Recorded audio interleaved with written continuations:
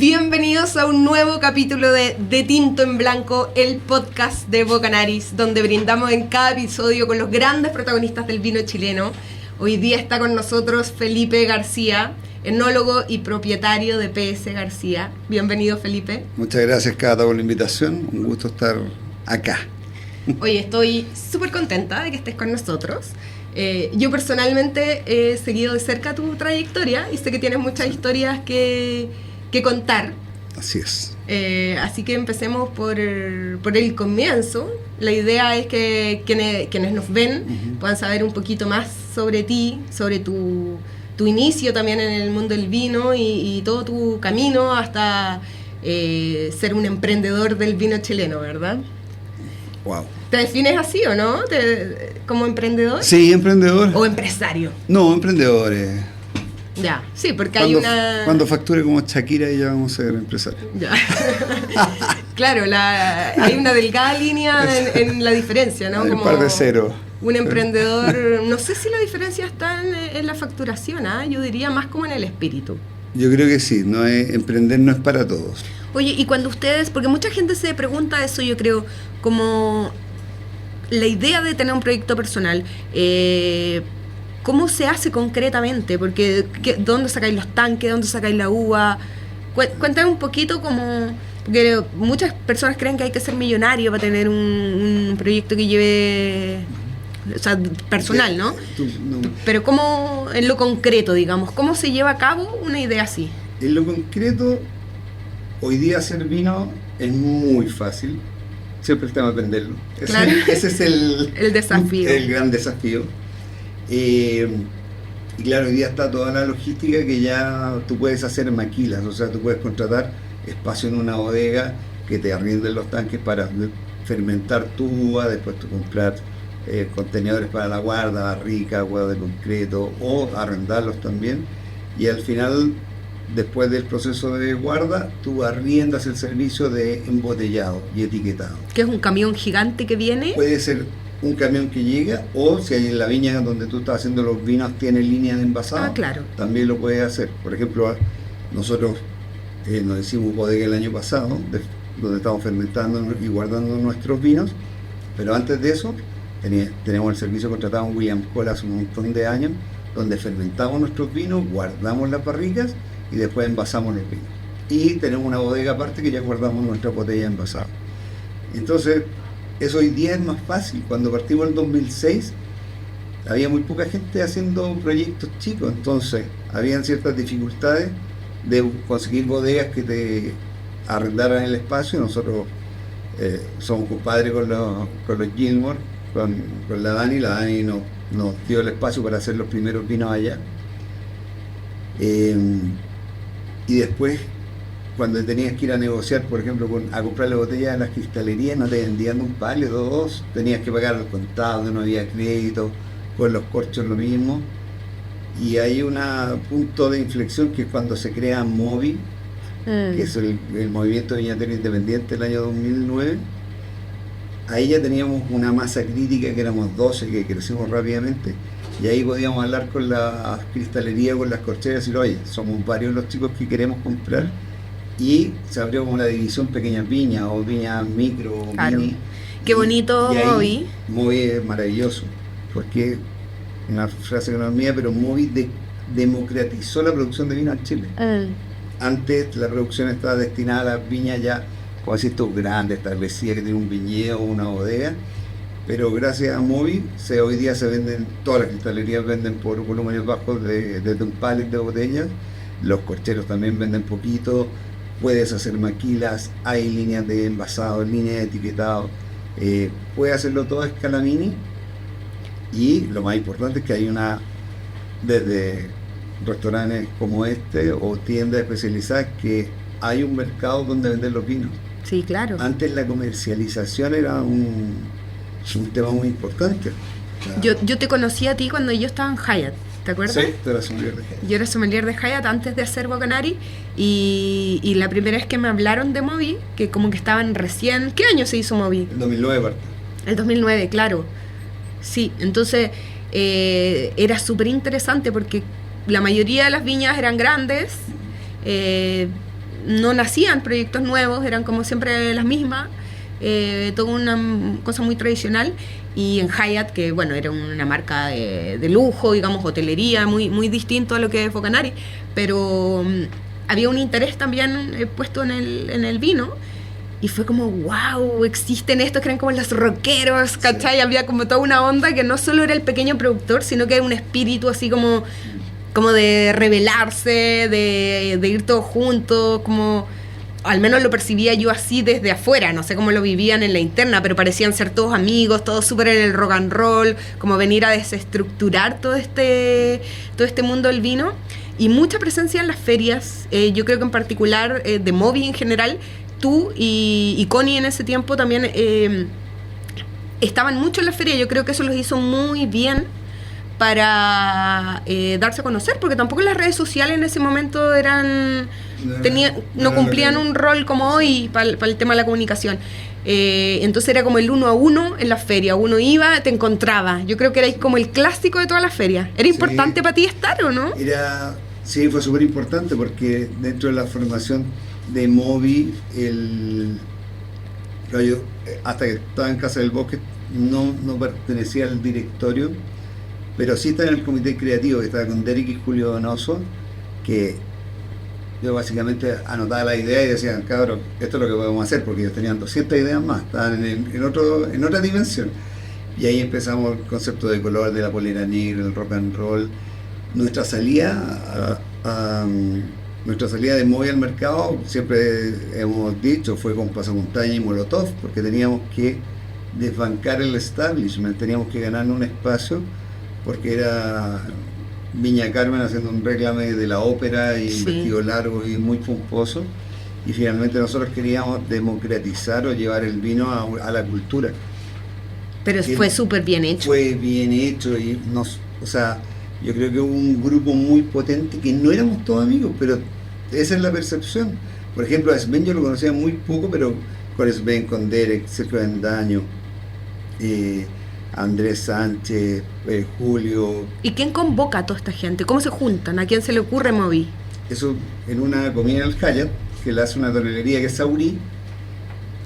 Yo veo a Sven y le digo, hola Sven, ¿cómo estás? Quería hablar contigo porque tengo una idea. Le digo, quiero juntar... Sven es de Polcura. Sven Brutfeld, enólogo de Polcura. Y me dice, Sven, quería hablar lo mismo contigo. Y yo dije, ya he hablado con 2 personas y tú con 9. ya iba más avanzado. Pero juntamos las fuerzas y ahí hicimos una convocatoria que fue bien amplia, fue a viñas chicas y a productores. Y después de la primera reunión ya decantamos quiénes eran los productores más pequeños los que se interesaron.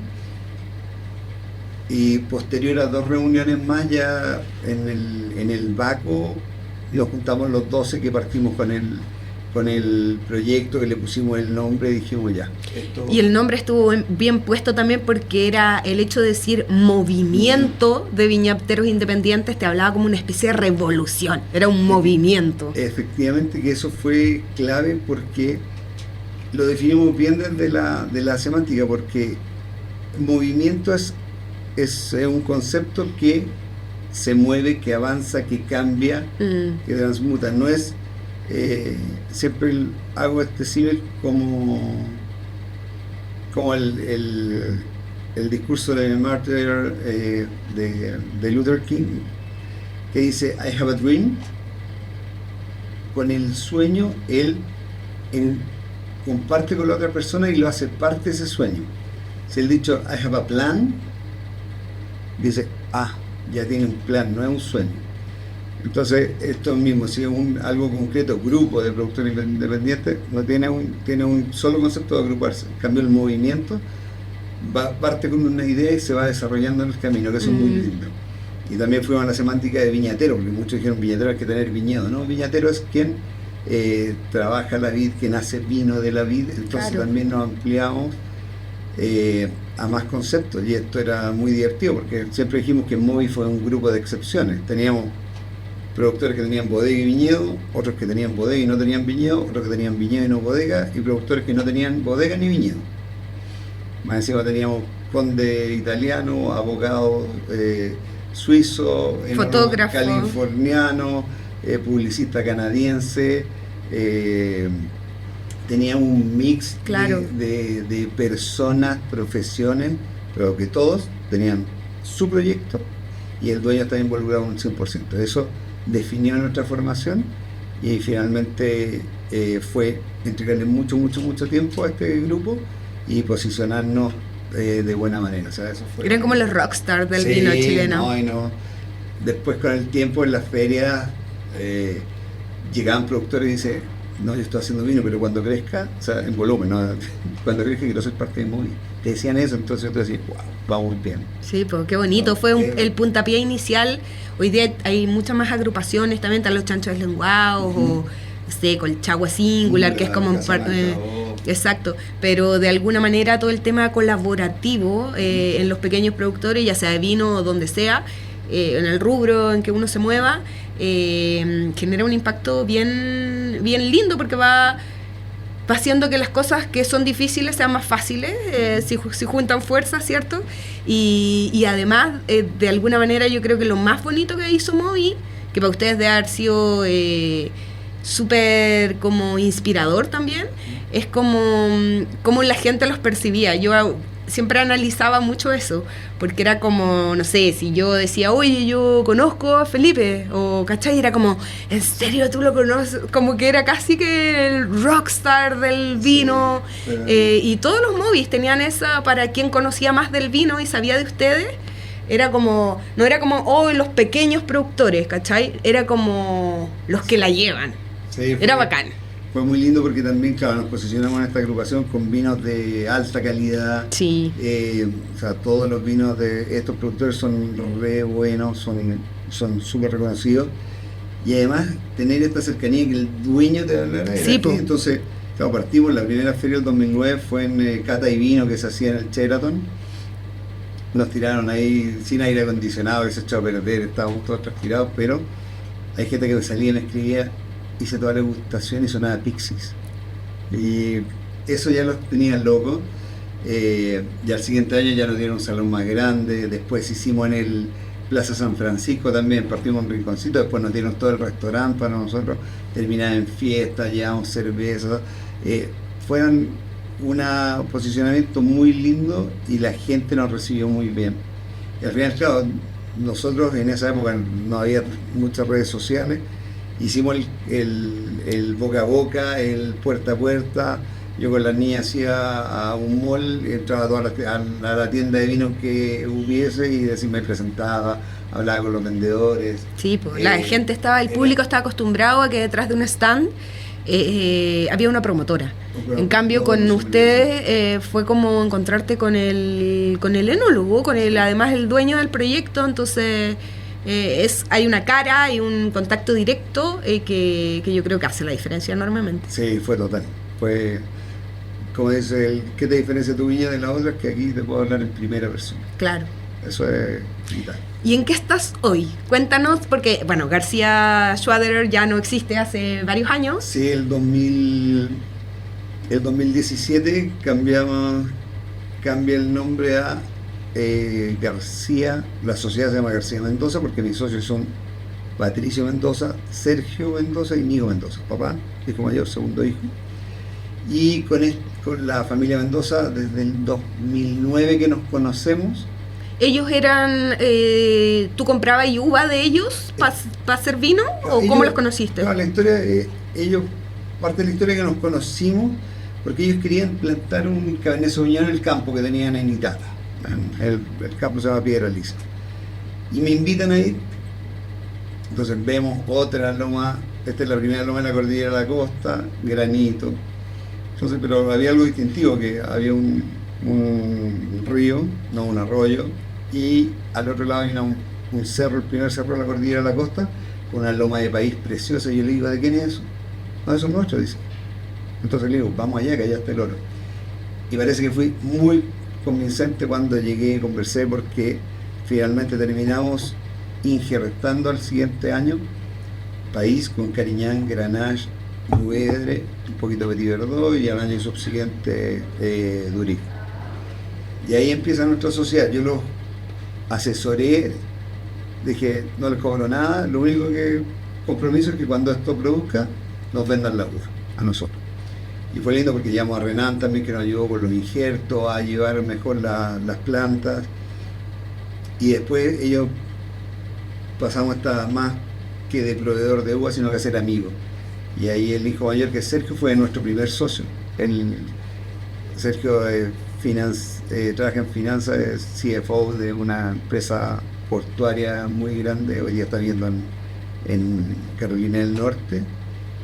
Y Sergio viene a arreglarnos. Nosotros teníamos una economía familiar, siempre cuento lo mismo, que desordenábamos a morir, o sea, un día pagué el colegio de las niñas porque era el último día con la chequera en la empresa, o sea, ese nivel de desorden.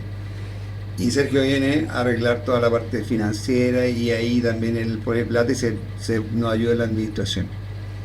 Entonces, después de mucho tiempo juntos, cuando nos separamos con Connie y la empresa también se separa, ellos me dicen: queremos seguir contigo, y compran la parte de Connie, y yo quedo con el 50 y ellos con el 50. Y a partir del 2017 la marca pasa a ser PS García, porque tratamos con García Mendoza, fuimos a una feria y lo primero que nos piden fue Malbec. Claro, Mendoza muy asociado a Argentina. Mendoza muy asociado a Argentina, y dijimos: ya esto no va a funcionar. Hicimos un estudio de marca, invertimos en eso y finalmente usamos la PS como el postscriptum, como el postdata en inglés, que era la inicial de Patricio y de Sergio, y nos mantuvimos en García. Ya. Y así que desde el 2017 ahora somos PS García. Y estáis full en Itata ahora, ¿no? Ahora sí, hemos ido migrando poco a poco a Itata. Tenemos de Bravado, es 100% Itata, Malafama, y los monovarietales que son... Y, perdona, Malafama es Carmener Cariñán de sí, Itata. De Itata. Es súper exótico eso, ¿ah? ¿Eh? Porque Sí. ¿cómo se da el Carmener y Itata? O sea, yo he probado Malafama, pero... No, está buenísimo, tenemos que probar eso. Invitación, el video. Para ir allá al campo, porque nosotros estamos en la zona norte de Itata, que es una zona más cálida. Yo diría Ya. seríamos los más fríos de Maule o los más cálidos de Itata, porque mucha gente asocia Itata solo a Guariligüe o a la zona más fresca, pero Itata es muy amplio. Y en esa zona el Carmener es un Carmener que tiene más de 30 años, que se da muy bien, sin piracina, maduros, taninos suaves. ¿Y cuándo cosechan? Cosechamos, esto es antes del Petit Verdot, se cosecha este año ya cosechamos todo en 3 semanas. Ya lo cosechamos a fines de marzo. Es un súper rico Carmener. Yo nunca he sido fanático del Carmener. Yo creo que es el único, ¿no? De Itata, como Carmener. No sé cuántas hectáreas, pero yo creo que debe haber algo más plantado. Sí, yo lo conozco. Tiene que haber algo más, pero no hay mucho. Entonces al final hacer esta mezcla de Cariñán y Carmener, que son para mí la antítesis, el yin y el yang, ha funcionado súper bien. Y hoy día entonces tus vinos son Marina, Sauvignon Blanc de... No, ahora son los Sauvignon Blanc, PS García. ¿Ah, ya no se llama Marina? No, porque la marca Marina era una marca compuesta. Marina García Suárez, así que Y claro, ¿qué nos pasó con las marcas que la gente conocía? Yo en la carta lo tengo como Marina. Me acabo de enterar. Ah, que no se llama así.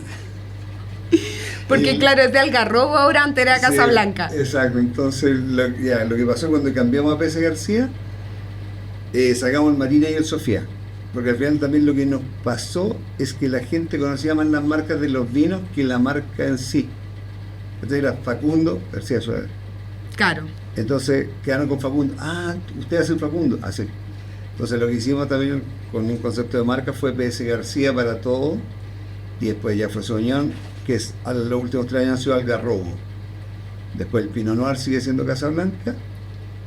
Las mezclas las mantuvimos con nombre, que es la mezcla de variedades del Ródano Bravado, la mezcla más bordolesa es Facundo, y ahí después ya vienen todos los monovarietales que son Cariñán, Grenache, Mourvedre, Durif, Petit Verdot.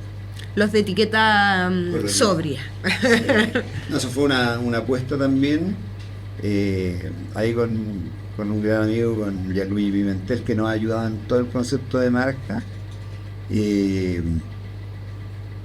Hay una máxima que dice en la publicidad que dice: si no está en el mercado es porque se hizo y fracasó o porque no se ha hecho. Entonces dijimos, Chile no tiene estas etiquetas coloridas. Claro. Ahora hay algunas más. Y de hecho son como neón en la noche, ¿no? O sea, en la Ya no, ya oscuridad. lo dejamos. Ah, ya Eso no. también fue una locura, pero la ponía la glow in the dark, o sea, lo ponía en la luz, apagaba la luz y brillaban. Claro. Como si quería chupar la botella, estaba... Claro. Podía ir a encontrarla sin problema. Pero claro, dijimos, ¿cómo podemos representar algo nuevo en el valle más tradicional de Chile? Entonces fue ir en un concepto rupturista del color, que Chile es principalmente blanco en la etiqueta. Sí. Dijimos, pensamos rupturista en lo más tradicional. Y cuando nos toca lanzar el país, volvimos a la etiqueta blanca, dijimos, seamos tradicionales. Entonces hay un juego ahí con los colores, con lo que queremos transmitir con las etiquetas.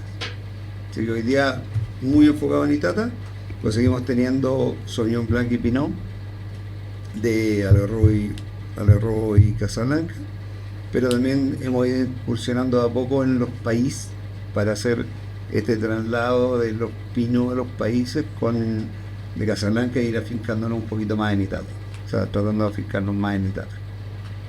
Qué bonito. Oye, tenemos la ronda de preguntas rápidas. Vamos. Mira, la idea, conocer un poquito más sobre tu visión personal, sobre algunas cosas, tu experiencia, en fin. Son la mayoría de respuestas rápidas, ¿ya? Uh-huh. Así que lo más espontáneo posible, sin pensarlo tanto. Tu mejor recuerdo en torno al vino.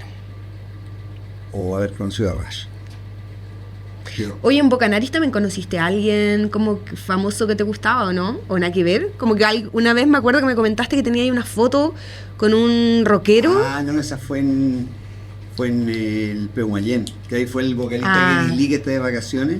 Ah, yo pensé que había sido aquí. Aquí vino el de Simple Red, había ¿Pero tú lo viste? no, pues acá no, había otras personas.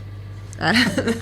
Pero no, eso fue divertido porque el del Peuma me llama por teléfono, el compadre me dice, está comiendo aquí, qué delicia con su señora. Y dice, le ofrecí una botella de Facundo. Yo estaba en Casablanca, me demoré como 35 minutos, llegué y dije que en un estacionamiento decreté y había uno frente al Peumayén, me estacioné, quedé a 2 mesas y nos quedamos nos presentamos al final de la comida y cuando se va me pregunta con nuestro amigo en común y nos quedamos conversando un minuto. Pero para mí ese minuto fue así como... Obvio, era tu vida. Soy amigo de amigo, o sea, no era una conversación de fans, sino que estábamos hablando de la vida y dije, guau, qué lindo momento. Mira. Sí. ¿Tu cepa favorita? Cariño. ¿Cuál es tu mayor virtud en tu pega? Con procesos simples en mi bodega representar el lugar de donde vienen los vinos. ¿Y lo que más te cuesta? Vender. Todos dicen lo mismo. Sí. ¿Cómo describirías tu vino favorito, tu vino perfecto? Un vino con cuerpo, que llegue la boca, que tenga acidez, que sea largo, muchas capas aromáticas y que envejezca bien en el tiempo. ¿Sería tinto? Y de ahí pueden caer una serie de vinos, desde Facundo a los Barolo, a los Pinot Noir. Si tuvieras que decir 2 vinos chilenos, mejor relación precio-calidad, ¿cuáles serían para ti? Vinos chilenos, relación precio-calidad. Alguien que quiere tomar bueno, bonito y barato. Wow. Déjame pensar. Ya, toda la línea Terror Hunter, eso de el Rafa vinifica maravilloso. Pero no es tan barato, po. Para la página. ¿Cuánto valen? 12 lucas. Sí, pero lo puedes conseguir hasta por 9.990, eso es.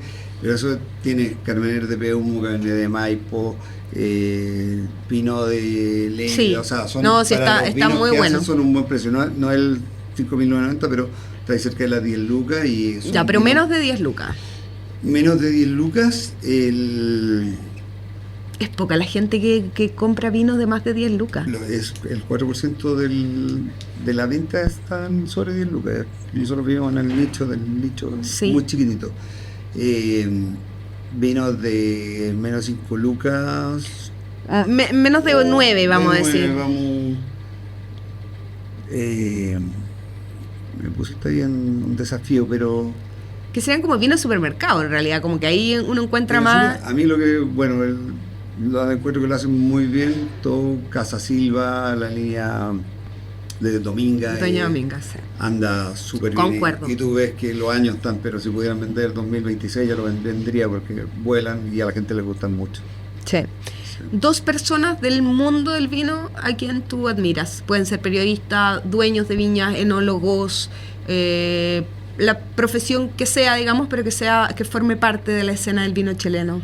En el mundo del vino amplio, nosotros como hablamos, los vinos sobre el Luca, el 4%, y hoy que el mundo vive esta crisis, que los jóvenes toman menos, yo creo que una persona que, o un enólogo, lo voy a poner en un contexto más actual, que ha sido... ha leído bien el mercado, va bien el Tito Ursúa de Conchitoro, entiende bien lo que el mercado quiere, y él lo ha ido leyendo muy bien, y los vinos de él yo creo que se acercan mucho a la gente. Mucha gente lo sataniza por Él es el enólogo de Diablo. El enólogo de Diablo hace muchas más cosas que Diablo, pero claro, el padre intelectual.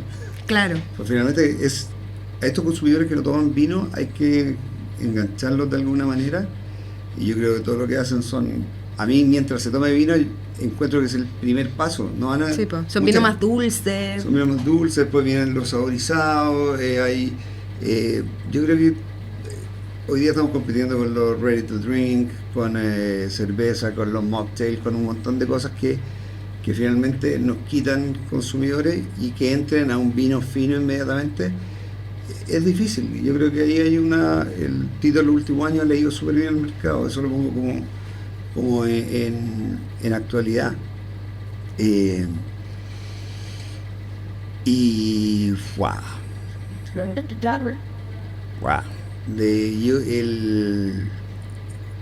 Claro, tal vez para mí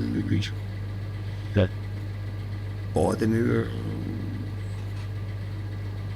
Está difícil la pregunta. Que tengo muchos... ¿Muchos otros? Que tengo muchos colegas y compañeros de ruta, por ejemplo, muy cerca de Vendaño, Sven, el mismo Derek, son personas que le han puesto una cantidad de ganas a lo que hacen y al vino chileno, que son impactantes. Estos son como mis compañeros de ruta permanentes, y después ya lo que han hecho, bueno, a mi nivel personal, como que me formaron también dentro de lo que a mí me gusta como vinificar.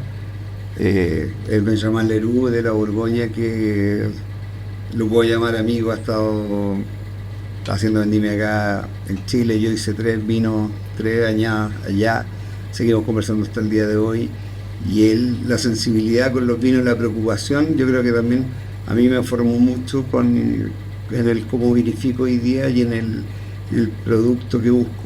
Entonces Benjamin es divertido porque tenemos la misma edad, y no tengo reparo en decir que para mí es una gran referencia, porque lo conocí, entré a su bodega, de haber sido a las 12:30, estaban seleccionando, sonaba de fondo Red Hot Chili Pepper, y la gente, los que estaban en la mesa de selección, estaban tomando cerveza. Yo miré esto y dije, wow, yo quiero trabajar aquí. Y nos hicimos muy buenos amigos con Benjamin, y Benjamin hasta el día de hoy, cada vez que viajamos, me aporta algo en los viajes.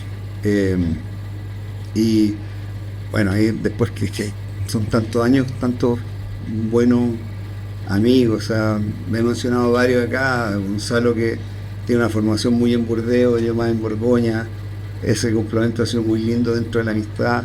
Cristian Sepúlveda, que hemos hecho un montón de viajes juntos, que hemos compartido las experiencias similares. Él iba a trabajar en la bodega cuando todavía no se graduaba, o sea, y ahí lo vi de chico y dije, este cabrón va a ser súper bueno. Entonces hay un montón de gente que yo creo que son compañeros de vida, que a los cuales admiro mucho en lo que hacen y lo que siguen haciendo.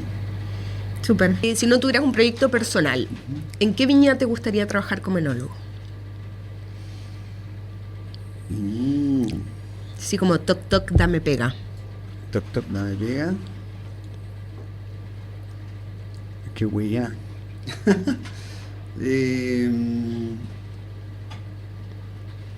Chilena tiene que ser. Chilena. Mira, me gustaría... Mira, tenía una buena pregunta.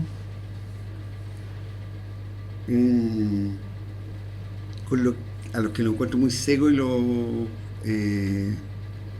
esa pareja lo encuentro muy, muy crack. Son Germán Lyon y Joaquín Zapata de Pérez Cruz. Ya. Y yo creo que quienes conocen su metro cuadrado, pero a la perfección, y están siempre buscando 1 o 2 pasos adelante, están súper bien. Ellos, o sea, para mí son crack. Si fuera más a la costa, también le pediría pega a Julio Bastía en Matetix. Ya. Que hace también muy ricos vinos en toda la gama, son crack. El otro que le he pedido pega, pero no me quería dar, es el Alberto Bola ahí en Casa del Bosque. Ya. Está haciendo mejores vinos que los que hacía yo, así que le pediría pega para aprender cómo lo está haciendo. Sus proyectos, yo creo que entretenidos, que tienen diversidad, que tienen buenos... ¿Y no te gustaría trabajar así como en una viña que haga súper iconos carísimos y como no es algo que te resuene?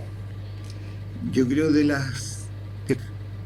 por eso también habla o sea, me encantaría ser enólogo de alma viva y jubilar a Michelle y a la Elba. Claro, que pensé que me iba a decir algo así, porque a lo mejor es algo distinto a lo que tú así, no sé, te permitiría viajar, es como hacer solo un vino, controlar solo un terroir. Sí, yo creo que eso es un trabajo no maravilloso el que hacen, maravilloso, pero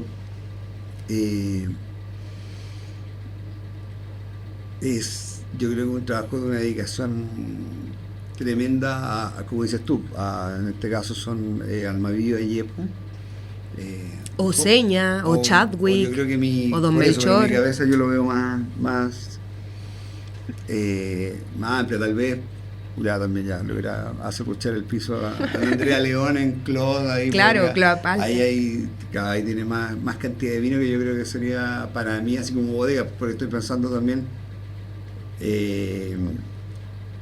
como en la realización del día a día de hacer una diversidad de cosas, como lo tengo en mi proyecto, que me gusta esta variedad. Así que sí, también pues en alta gama, sí, a Andrea le metería motosierra o le tocaría el timbre para que claro, para que se vaya de vacaciones. Para que se vaya de vacaciones un rato. O sea, es un proyecto muy entretenido que a lo mejor la gente no sabe, pero además de tener mi proyecto, hace 10 años que yo trabajo en TN Coopers, que es Tonelería Nacional, y yo soy proveedor de madera, de barricas y alternativos para las viñas. Entonces, por trabajo me toca mucho visitar a mis colegas y degustar con ellos, probar sus vinos, probar los procesos, y por eso te puedo decir tanto cómo trabajan o qué es lo que hacen dentro de la bodega, y por eso también yo me admiro y me gustan las formas de trabajar. Hay muchos, o sea, también a la Gaby Negrete en Montes también, les arrucho el piso. Yo creo que maneja la bodega, pero maravilloso. Hay un Rodrigo Romero, Mike, o sea, hay una cantidad de proyectos lindos, pero tal vez por mi tipo de vino me hace mejor los primeros que te conté. Me encantó esa respuesta, porque es muy cierto. Tenemos una copa de vino. No está de adorno, aunque la hemos olvidado toda la conversación. Salud. Mira, esta parte es la parte lúdica de la conversación. ¿Sí? La más esperada también por muchos. Todos están esperando que te equivoques. Sí. No, mentira. Seguro. Y eso va a pasar, así que... No, mira, la idea de esto es simplemente hacer el ejercicio sensorial en voz alta, con un experto, para ir también, no sé si enseñándole a la gente, sino que de alguna manera mostrando cómo podría hacerse, pero no desde la mirada tan técnica tampoco, sino que como en la cotidianidad, mostrarle a las personas que es posible catar un vino sin ser un experto, porque tiene que ver con comer, con sentir un perfume, si está en una tienda, decir, uy, este perfume sería mi onda, me gusta, no me gusta, porque tengo la capacidad de percibir ciertas cosas que me gustan o no, lo mismo en los alimentos y lo mismo en el vino. Porque muchas personas dicen, no, yo no podría catar porque la verdad es que no sé nada, y la verdad es que todos comemos y todos elegimos tantas cosas a través de nuestra percepción. Así que te invito abrir los sentidos y ver qué puedes decirnos de este vino. Fantástico. Sí, o sea, la vida es una elección sensorial diaria. Entonces también tú decir, la gente dice, no, es que yo no sé catar. Realmente uno sabe lo que le gusta o no. Después, claro, este proceso de la cata es ponerle nombre a tus sensaciones. Sí. Entonces por eso es tan bueno catar en grupo, porque tú dices, siento algo y alguien lo dice por ahí, eso es. Entonces, claro. Estas catas en grupo realmente le van poniendo palabras a tus sensaciones, y por eso lo invito a perder la timidez. Sí. Porque al final uno reconoce las cosas, pero le cuesta, es como hablar ponerle el descriptor. Es como que salga la palabra adecuada. Sí. Así que... Pero a veces ni siquiera es tan necesario ponerle la palabra, ¿no? Porque es como... A mí me gusta el ejemplo del perfume, porque es como... No sé si podría decir, oye, esto es mirra, o sea, da un poco lo mismo, es me gusta, no me gusta, me identifica, ¿es para mí? Esa es la pregunta, ¿es para mí? ¿Cachai? El perfume me río porque ahora tú dice, para una vez con un flaco, parece que es famoso, que describe perfume. Entonces describe una cantidad de cosas que yo después dije, eso lo tengo yo, y fue a buscar lo que hablaba, que tenía, no sé, cuero, tabaco, no, algo más le decía, pero chistoso, decía, este es otro mundo. Sí, pues. Debe ser un mundo hermoso también, ¿no? Hermoso, entonces, pero son todos estos mundos. Yo me acuerdo cuando fui a comprar habanos la primera vez. Dije, oye, quiero comprar habanos, porque había fumado con amigos, y entré a la casa del habano, se abren las puertas y están todos los habanos, y llega el sommelier de habano y me dice, hola, ¿qué lo voy a ayudar? Le dije, quiero comprar habanos. Y me dice, ¿qué quiere? No sé. Entonces yo creo que también a un consumidor que llegue y se enfrenta a la carta de vino o a la góndola le pasa lo mismo. Sí, pues. Pero vamos, hay que tirarse a la piscina y decir lo que uno más o menos quiere. Exacto. Como este es mi estilo.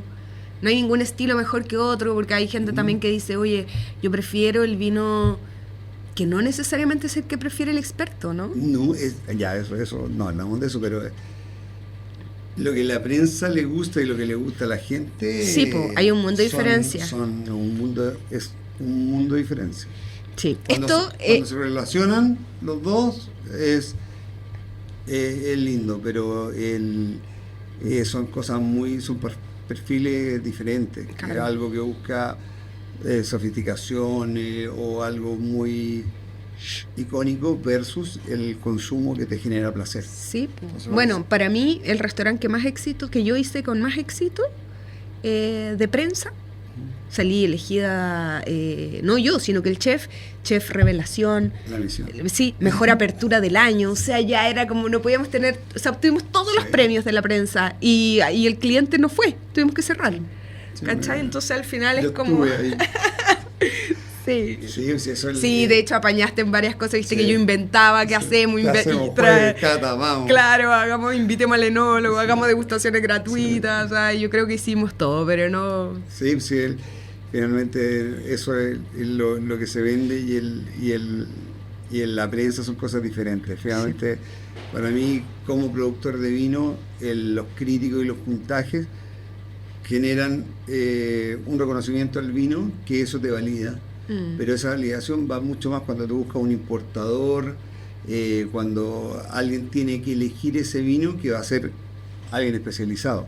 Después en la góndola yo no ocupo puntaje, medalla, nada, y en la góndola ya lo van a elegir porque al vino o la persona que está vendiendo lo va a promocionar por las atributos, o porque ya la gente lo conoce y lo compra, pero finalmente esos dos conceptos hay que medir todo con la justa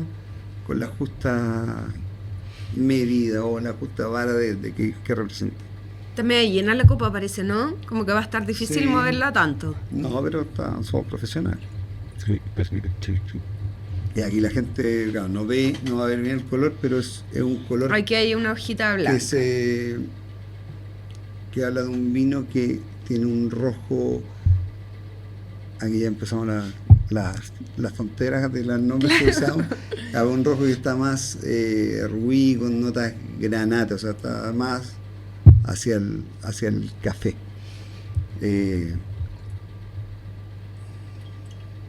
Esta es una cata ciega. Felipe no sabe qué vino es ni qué sepa. Obviamente yo sí lo sé, pero... Esto también son siempre los aromas para mí son reminiscencias y esto. ¿Cómo qué aroma podríais decir que está presente? Yo diría que hay me encanta esto que usa Pascual Ibáñez, el sotobosque. El sotobosque. Que es tierra mojada o tierra adentro.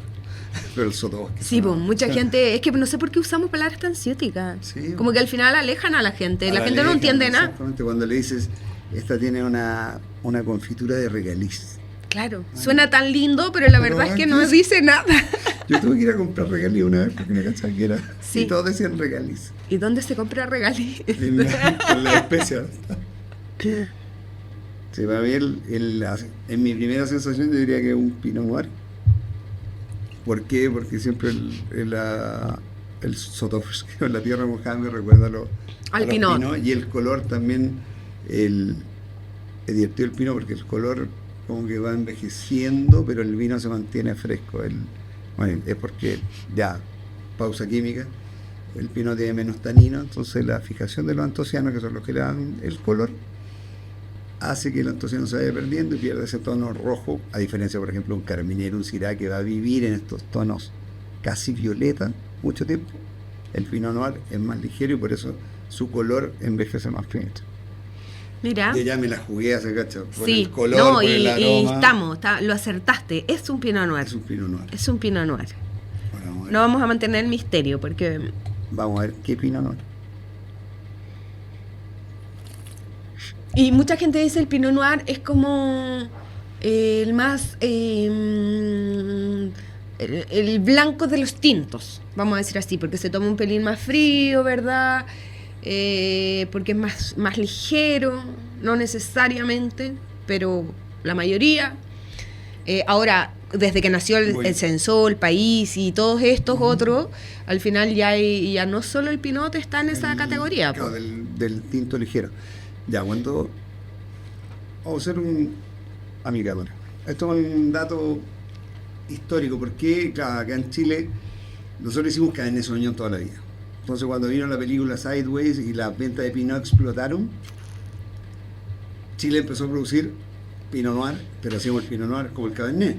Entonces lo remontábamos, lo extraíamos más duro, y los pobres sommeliers leían los libros, decían variedad elegante, delicada, poco cuerpo, bajo color, y tenían casi un Cabernet en la mano. Entonces la única manera de poder llegar a tener un vino que tuviese esas características era meterlo en la cubeta y servirlo más frío. Me acuerdo en esa época de Ricardo Héctor Riquelme, Don Héctor, que finalmente luchaban contra estos Pinot Noir que no eran muy buenos, y que nos tocó especializarnos en Pinot, y hoy día tenemos tremendos Pinot. Pero claro, en el resto del mundo no todos los Pinot se meten a la cubetera. Claro. Eso se sirve más como un tinto a 16 grados y ya está perfecto. Pero eso es un arraigo histórico de nosotros. ¿Y en los comienzos cuáles valles crees tú? Casablanca era como la opción, ¿no? Claro, Casablanca son valles jóvenes, que el 87 se planta Casablanca, pero el 97 empieza ya con una plantación en serio y a producir.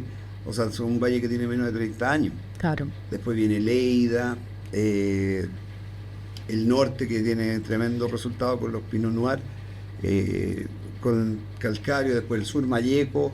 Entonces hoy día tenemos una diversidad súper linda de Urlimarí, Malleco, Casablanca, Lleida, Paredones, Zapallar, lo que hacemos. Que, sí, el de Trapi también está súper bueno. El de Trapi de Osorno. Entonces hoy día hay una diversidad y hay una calidad en Pinot Noir que es muy linda, y hoy día ya pueden encontrar Pinot Noir World Class. Entonces hoy día al Pinot Noir le sumamos país, como decías tú, de estas selvas frías, entonces ya hay un espectro de estas selvas. Antes decías, tú ofrecías Pinot Noir y decían, no, es muy aguachento. Claro. A los consumidores tradicionales. Sí, pues no, está súper bien la palabra, porque es sí, literal como que eso lo he escuchado tanto. Yo soy de acá y no soñan. Sí. Pero eso ha ido cambiando. Y cuando dicen el blanco, los tintos, a mí me llena un poco la sangre, porque finalmente Borgoña, que es la cuna del Pinot Noir y que nadie puede hacer Pinot Noir como en Borgoña porque tiene condiciones muy particulares, estos tipos comen todo con Pinot Noir. Entonces tienen los Pinot Noir que son más delicados y tienen los Pinot Noir que son más estructurados. Entonces el Pinot Noir dentro de la misma variedad va a tener diferentes expresiones. O sea, el más tánico seguramente va a ser un pomar, que es potente, mucho tanino, y eso lo puedes comer con una carne. Entonces eso está, si tú pruebas eso, está lejos de ser un blanco. Entonces el Pinot Noir también en la Borgoña refleja muy bien el origen. Bueno, y es donde están los microterroirs. La Romanée 1,20 hectáreas, la Romanée Conti 1,48, y es un terroir en sí. Entonces finalmente ahí hay una especialización muy grande y de una diversidad grande, y eso yo creo que pocos lugares lo tienen, y crean pinot muy grande, muy corpulento. Entonces hay una variedad mucho mayor. En boca, ¿cómo lo definirías? ¿Te parece como con más estructura o más ligero? Ya voy a hablar así solamente de mis sensaciones. Es un Pinot Noir que tiene buena boca, estructura de peso. Los taninos que tienen me cubren la lengua, no son de frente a boca, así que diría no debería ser de la cordillera de la costa, no debería ser Casablanca ni Lleida. ¿Por qué no debería ser? No entendí. Porque el granito, cuando vienen de granito, te dejan. Esta es una. Aquí me voy a ir al. ¿Ya? No, pero para aprender.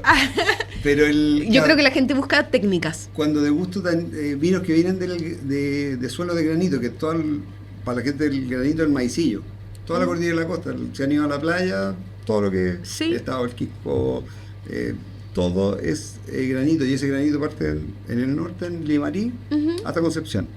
Entonces, y los vinos que salen de granito, los Cabernet Sauvignon, mis propios vinos de Piedra Lisa, están en la cordillera de la costa. Entonces los taninos son un poquito más de frente de boca, son más reactivos acá a la encía, y cuando son más aluviales o también de calcario, mi sensación es que son bastantes, pero son como un guante que cubre toda la lengua, la boca. Entonces, mira qué interesante. Hay una sensación bien asociada para mí de los taninos al lugar de donde vienen. Qué choro, pero estaba súper bien, porque efectivamente no es un pinot de la costa. Sí, entonces para mí sería, así ya si me la juego, sería un pinot que tiene algo de calcario en el suelo. Ya, vamos a decir cuál es, no al tiro, ¿no? Si no, estar. Sí, pero es Tara. Tara, bien. Tara, de Huasco, región de Atacama, prácticamente el desierto de Chile. Un vino súper exótico. Y que, claro, tiene suelos calcáreos, viene de un lugar con suelos calcáreos. Tiene grado de cercanía al mar, pero no es litoral, digamos. Al final es como, creo que son como entre 20 y 30 kilómetros del mar, entonces tiene como un poco de camanchaca, pero los suelos son calcáreos. Más que el granito, como decías tú. Qué bueno. Está buena esa técnica que demostraste, o sea, que enseñaste, porque yo creo que la gente como que busca tips, así como ya, si siento esto, podría ser así, o... Sí, y eso se refleja, bueno, el Pinot lo muestra súper bien, pero también inclusive los Cabernet, por ejemplo, si prueban Cabernet de Maipú versus los Cabernet de Colchagua. Ujú. ¿Cachai? Los taninos son también diferentes. El Maipo, que tiene esta gracia, que tiene muchos taninos, pero son más suaves, o sea, o reaccionan menos con la saliva, Ujú. porque el tanino lo que hace es que atrapa la saliva, la hace decantar y te queda sin que es una proteína, y te queda sin saliva en la boca. El de Colchagua va a reaccionar más con la saliva y te va a dejar, claro, la frente de boca un poquito más seca que uno aluvial. Eso. Y bueno, ahí yo tengo, por la tonelería nuevamente, hemos visto cómo reaccionan las diferentes maderas con los diferentes suelos. Entonces como que yo estoy siempre tanino, muy, muy metido, y a mí esa técnica me funciona bien. Está buena, O sea, podríamos que- hacer ahí en las redes sociales de repente tips de, Sí, de cosas, de cómo catar a ciegas un Pinot Noir, lo Sí, escribe Felipe. O lo que sé que es súper entretenido también hacer, que podríamos, ya, y yo aquí me pongo, que hagamos juntos, es degustar misma variedad con diferentes orígenes, pero tratar de llegar a lo profundo, que sean un suelo aluvial, otro coluvial, un suelo, ¿cómo se llama?, de granito, otro que sea un sedimentario, y ver si efectivamente dan estas sensaciones. Porque Claro. yo creo que sí, en mi experiencia sí. Mira, qué choro. Sí. Ya, Vamos a salud. tener un proyecto. Muchas gracias. Salud, porque además ya estamos terminando este espacio de conversación. Sí, así que agradecerte, Felipe. Voy a tomar, porque no hay que Sí, hacer salud sin... Sin tomar. Felicitaciones a Felipe, porque el vino está, a Felipe Toso, el Sí. enólogo, porque está muy rico el vino. Qué rico es. Sí, yo había probado más los blancos, pero el Pinot no me había tocado probarlo, está muy bueno. Lo tenemos por copa también en la carta actual y ha sido un exitazo porque le permite, nosotros recibimos el 80% de nuestros clientes son extranjeros, así que las personas o sea, imagínate, están probando un vino que viene casi del desierto, como mostrar la parte más exótica, más hostil también, ¿no? Como el milagro de la vida creciendo ahí. No, Eh, hay una foto muy linda de la calicata que tienen, que degustan ahí adentro, que es efectivamente desierto, o sea, Sí. es heavy. Sí, súper lindo. Oye, agradecerte Muchas gracias. tu disponibilidad, tu tiempo y las ganas también de estar aquí en la mitad de la vendimia, además. Bueno, ya está medio terminando, me imagino. Sí, está en la uña negra. Sí. El fin de semana entre remontaje y pisoneo, que bueno, hace 2 años nos hicimos en la bodega en Inidata, y ha sido maravilloso volver como partido de la conversación, a la parte obrera de hacer tú los vinos, y eso me tiene muy contento. El corazón ha rejuvenecido. Súper. Dicen que cuando uno llega a los 50, como que algo sucede, que hay un renacer. Sí. Oye, antes de despedirnos, cuéntale a la gente dónde puede encontrar los vinos. ¿Tienes una página web? ¿Tienes un e-commerce? ¿O en qué tiendas lo encuentras? Sí, eso, nuestros vinos de PS García están en nuestra página, que se llama www.psgarcia.cl. Tenemos el Instagram, PS García igual. Y acá estamos ya llega el Sueño Mal, Durif. Mala fama. Mala fama. Entonces ahí va hartos vinos, y escribanos directo. Ahí hay un WhatsApp que aparece, que es el mío, o sea, atendido por su propio dueño. Mira qué bien, ¿ah? Y ahí siempre tenemos precios para los amigos. Oye, te vi en el podcast de Bocanaris y les damos Un descuento. 30%. Excelente. Tiro aquí y me las juego. Excelente, ya. Así que, Mira, está grabado, Para así la que... cámara, Así que lo van a tener Lo que que... dure esto arriba, toda la vida.